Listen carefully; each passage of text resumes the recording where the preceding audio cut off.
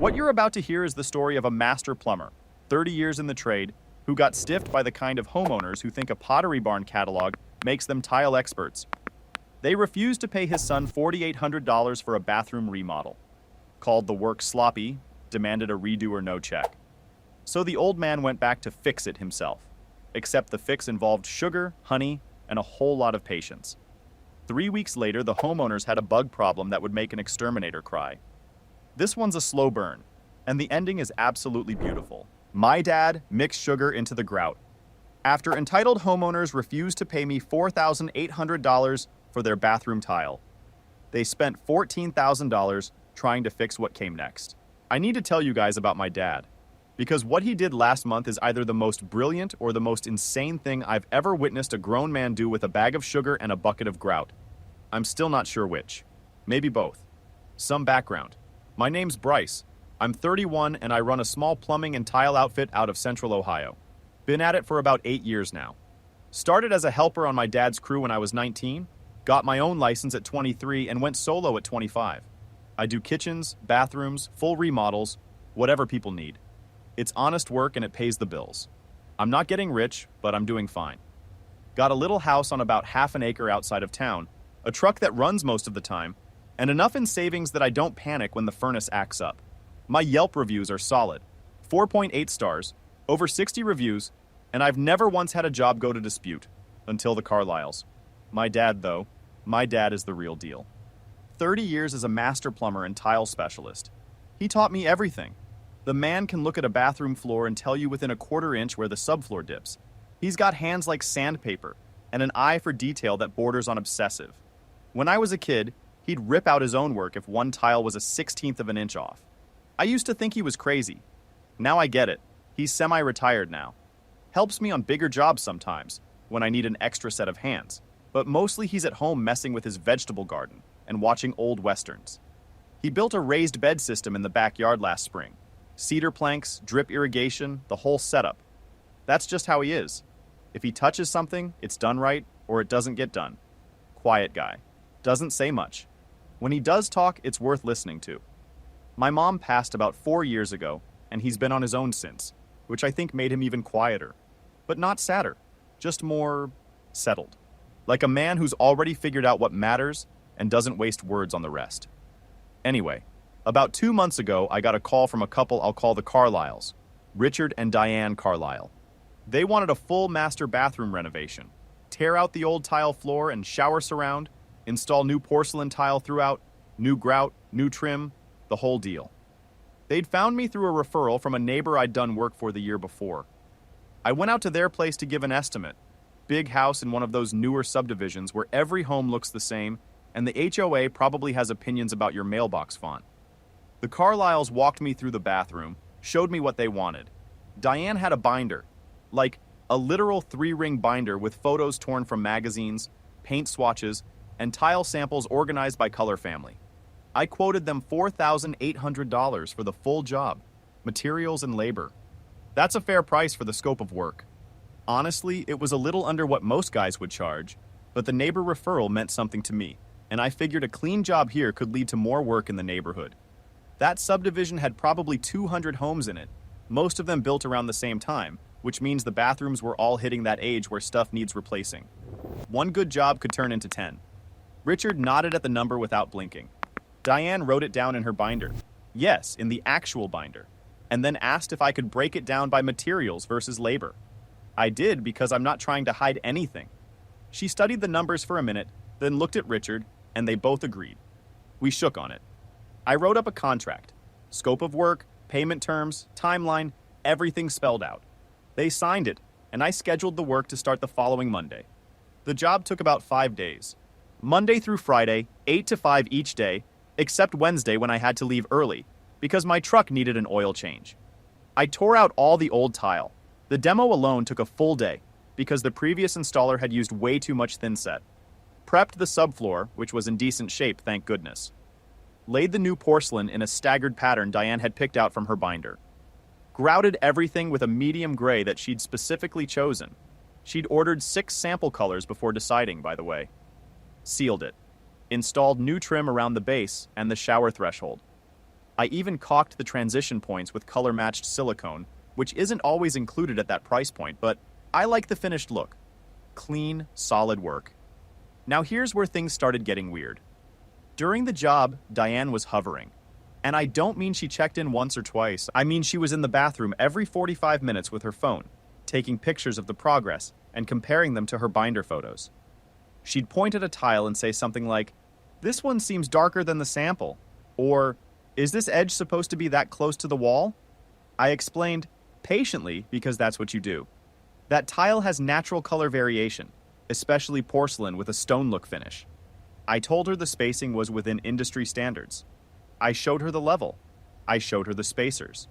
She'd nod like she understood, and then come back an hour later with the same kind of question, but slightly rephrased. Richard was different. He barely spoke during the job, but when he did, it was always some version of, "Well, Diane has very high standards." The way he said it, almost like he was warning me. Not in a helpful way, more like he was setting the stage for something.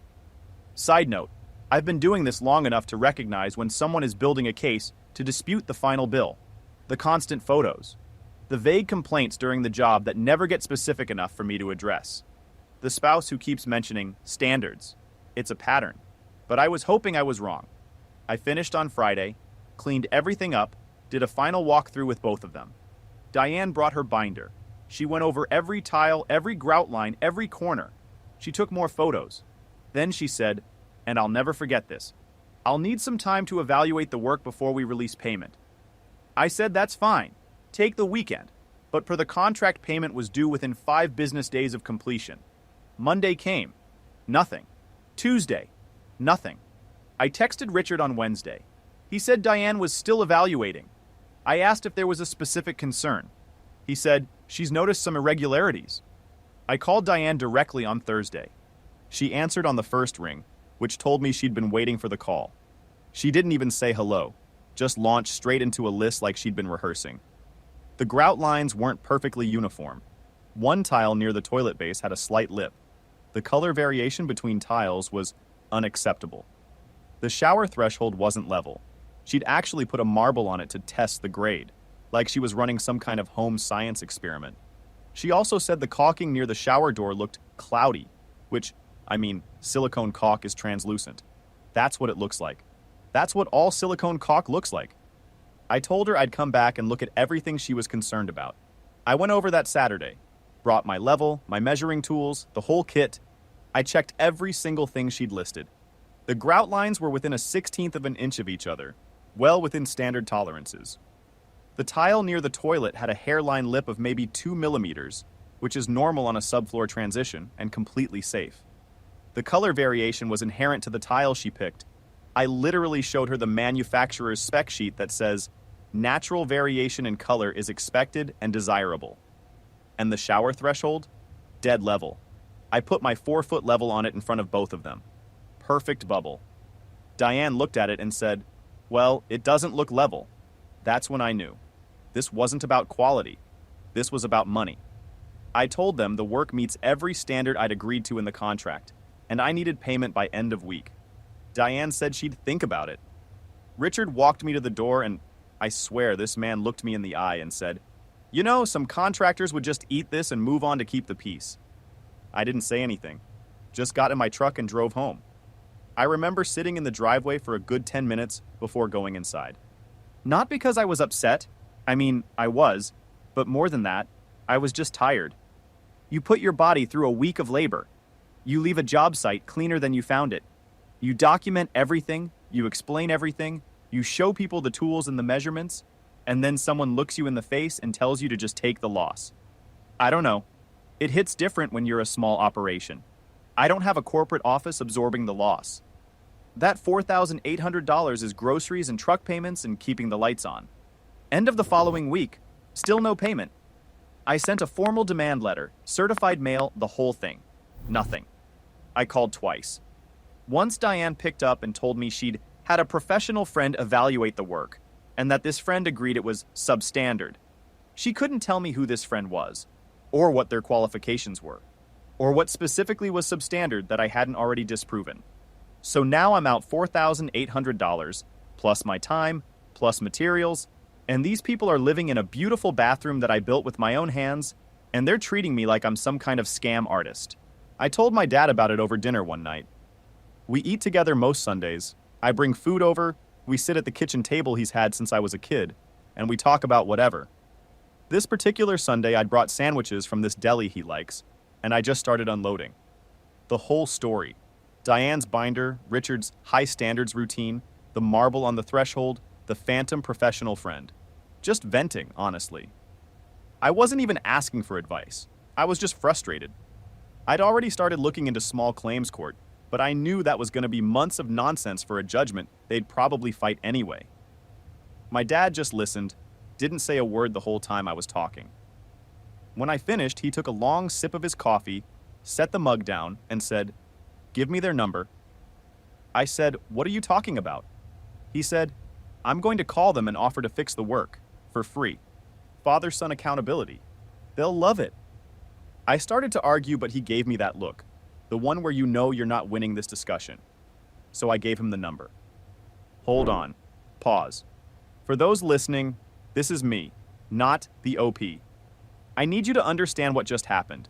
A 30-year master tradesman just asked for the phone number of two people who stiffed his son. He didn't raise his voice. He didn't rant. He sipped his coffee like a man who'd already played out every move in his head. This is the quiet guy at the poker table who hasn't blipped in 4 hands and is about to flip a full house. The Carlyles think they just dodged a $4,800 bill. They have no idea they just rolled out the welcome mat for the final boss. Buckle up. My dad called the Carlyles the next morning. I wasn't there for the call, but he told me afterward how it went. He introduced himself, said he was Bryce's father, and that he'd been in the tile business for 30 years. He said he was embarrassed by the work his son had done and wanted to come fix it personally, at no charge, as a matter of professional pride.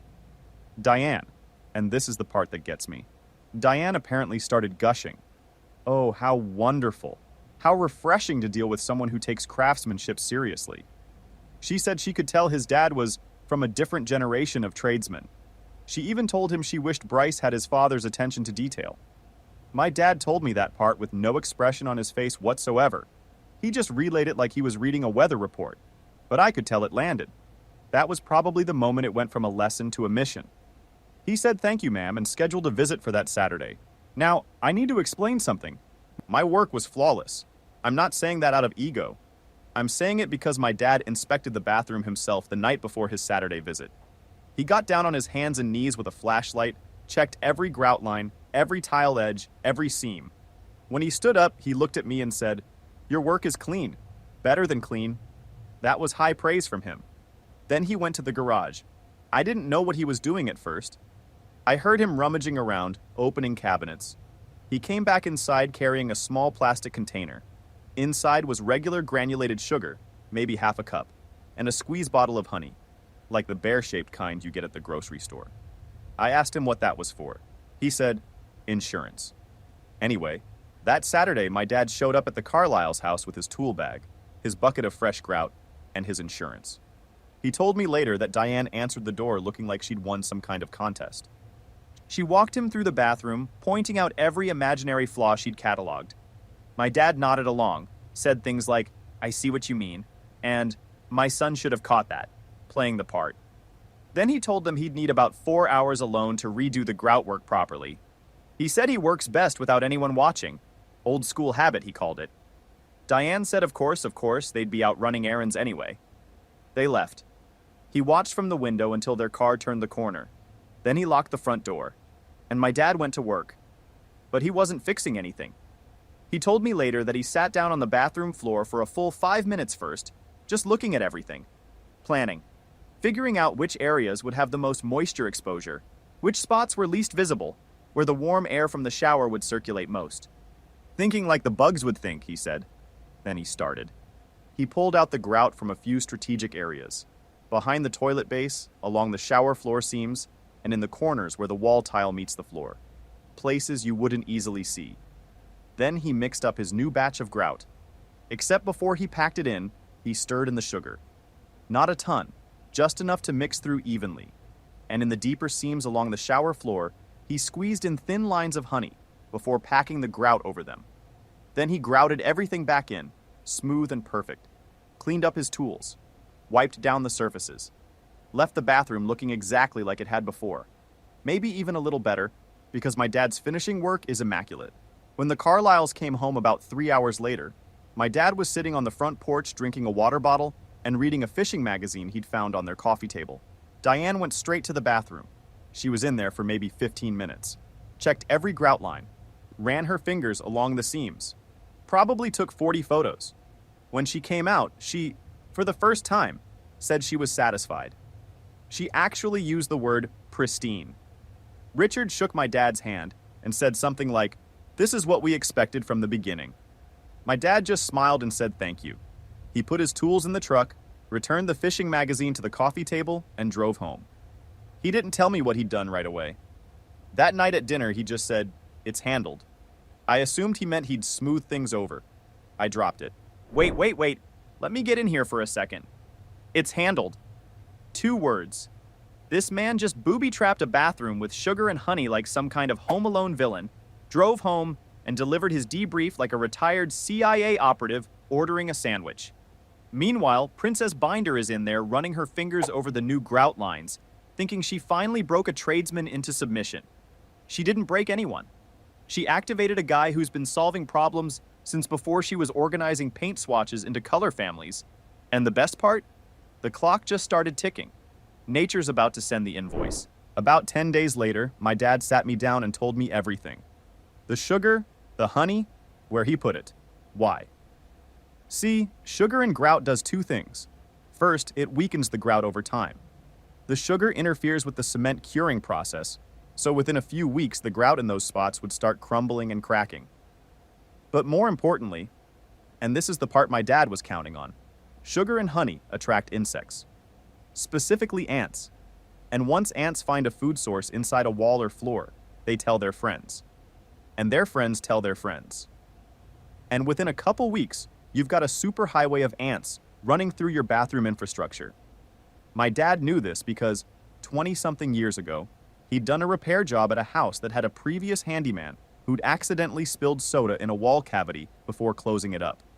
By the time my dad got there, the ant infestation was so bad they'd had to gut the entire wall. He never forgot it. When he told me, I just sat there. I didn't know whether to laugh or have a panic attack. My dad's not a vindictive person. He's the quietest, most even-tempered guy I know. But he has this line, and if you cross it, especially if you mess with his family, he's a different person.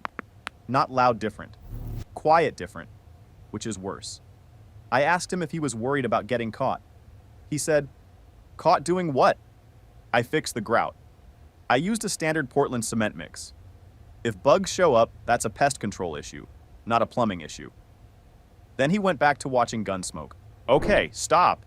I want everyone to take a moment and appreciate what's happening. This man weaponized breakfast condiments.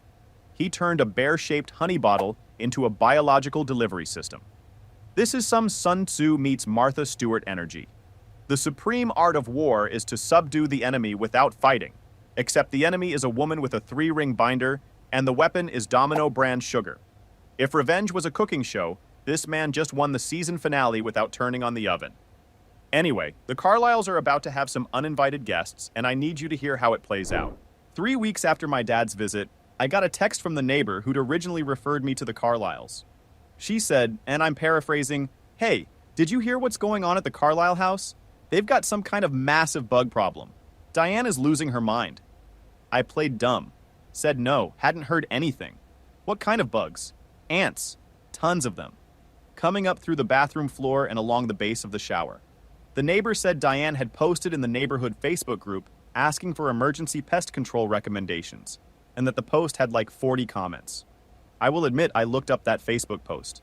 Sat on my couch with a bowl of cereal and read the whole thing twice. Diane had written this long, dramatic description, like 4 paragraphs, of how they'd woken up one morning to find hundreds of ants swarming their master bathroom. She said they were coming from the grout lines and from behind the toilet. She said she'd tried every spray and trap from the hardware store and nothing was working. She said, and this is the part that nearly killed me, "We just had this bathroom completely redone, and now it's like this. Unbelievable." Yeah, unbelievable. Over the next 2 weeks, it got worse, way worse. The ants were just the opening act. A second neighbor, a guy named Phil who lives 2 doors down from the Carlyles, told me that Diane had knocked on his door at 7 in the morning asking if he'd ever had a pest problem. Phil said she looked like she hadn't slept. He also told me the Carlyles had called a pest control company who found evidence of cockroaches in the bathroom walls. Apparently, the moisture from the shower, combined with the sugar traces, created a perfect little ecosystem in there. Warm, humid, and loaded with simple carbohydrates. Basically, an all-you-can-eat buffet for anything with 6 legs. The pest control guy told them the infestation had likely been building for weeks and had spread from the bathroom into the adjacent bedroom wall. He apparently found ant trails running behind the baseboard all the way into their walk-in closet. Diane's closet, with all her shoes and clothes. I probably shouldn't have laughed when Phil told me that part, but I did. Diane called me.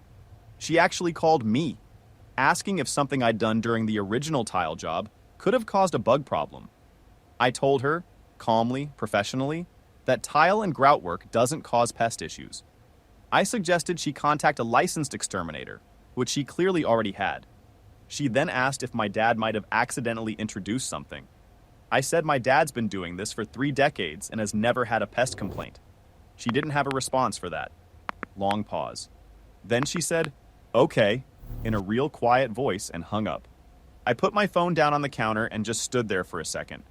Then I made myself a sandwich. I don't know why I remember the sandwich. Turkey and mustard.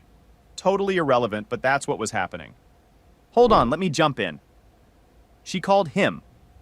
She called the man she refused to pay, the guy she told to eat the loss, and asked him for help.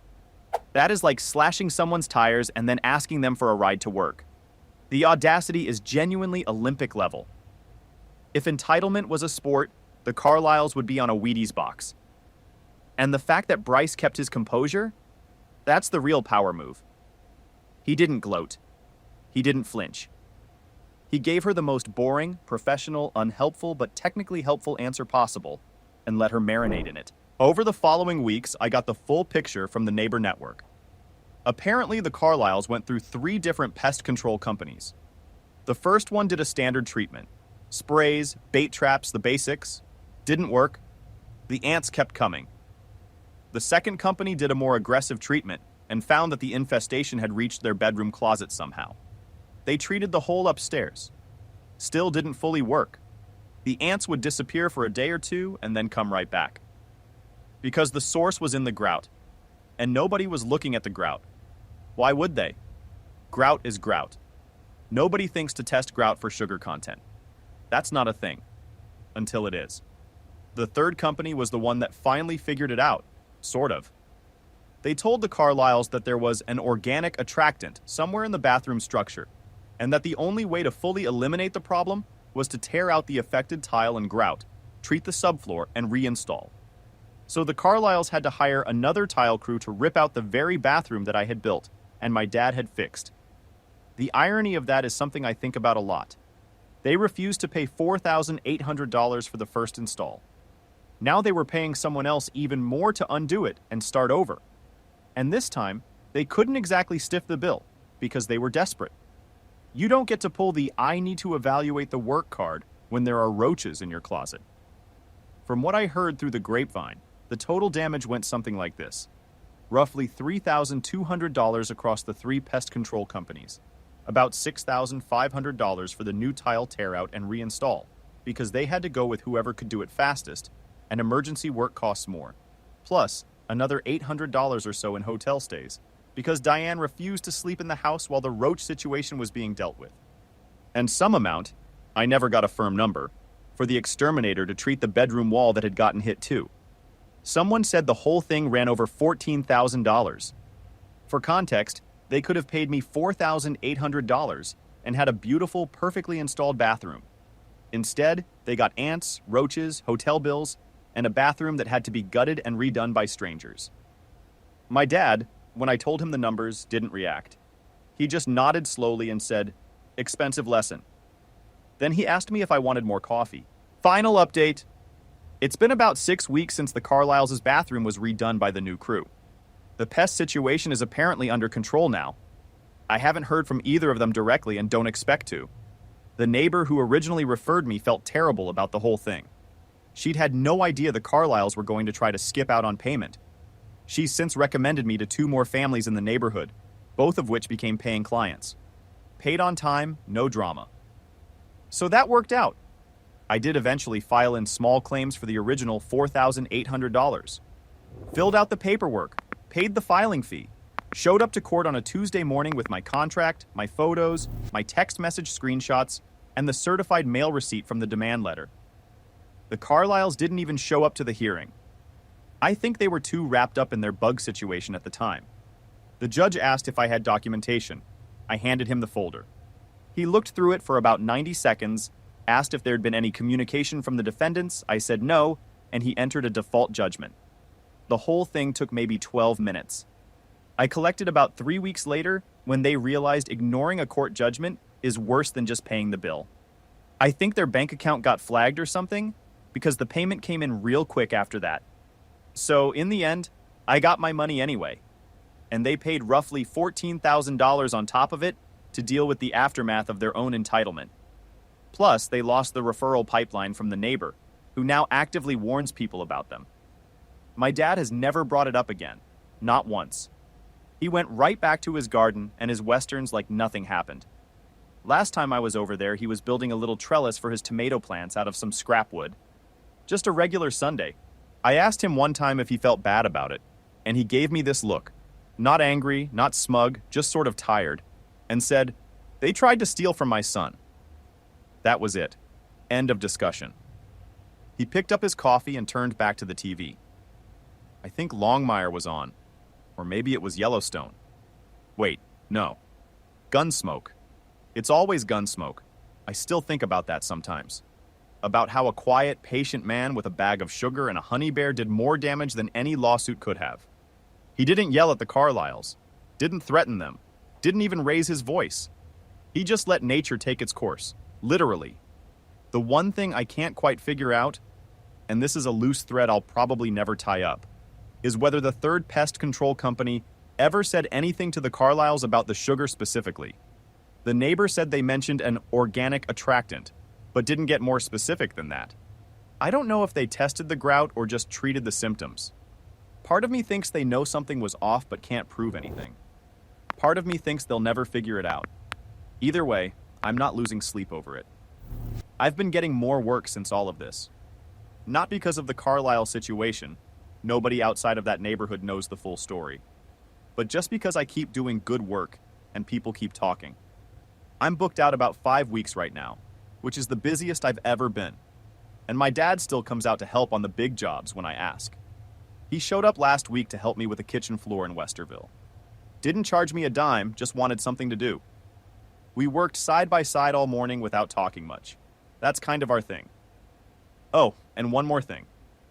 About a month after everything settled down, Diane left a 1-star review of my business online. Said the work was shoddy and created ongoing problems. I responded publicly with photos of the finished work, the manufacturer specs for the tile she chose, the level readings I'd documented, and a copy of the signed contract with payment terms she'd violated. Her review got 12 responses from other clients of mine defending the work. She deleted it within a week. My dad saw the review before she took it down. He just shook his head and said, "Some people don't know when to quit." Then he went outside to water his tomatoes. Anyway, that's the story. I'm not saying what my dad did was right. I'm definitely not saying it's something I'd recommend. But I am saying that there's a certain kind of justice in it. The kind that doesn't come from a courtroom. The kind that comes from a man who spent 30 years perfecting his craft, being told that his family's work isn't good enough by someone who thinks owning a binder makes them an expert. So, would you have done what my dad did? Or would you have just gone the legal route and let it play out? Honestly curious. Listen, I'm not here to tell you to put sugar in anybody's grout. That's between you and your conscience. But I will say this. The Carlyles had every chance to just pay the man. $4,800 for a clean, professional bathroom remodel. Instead, they played games with a family that builds things for a living. And it turns out the guy who's been mixing grout since Reagan was in office knows exactly what happens when you add the wrong ingredients. $14,000 in pest control and retiling later, I bet that binder doesn't feel so useful anymore. Drop a comment. What would you have done in Bryce's shoes? And if you haven't already, hit subscribe. We've got more stories like this coming. See you in the next one.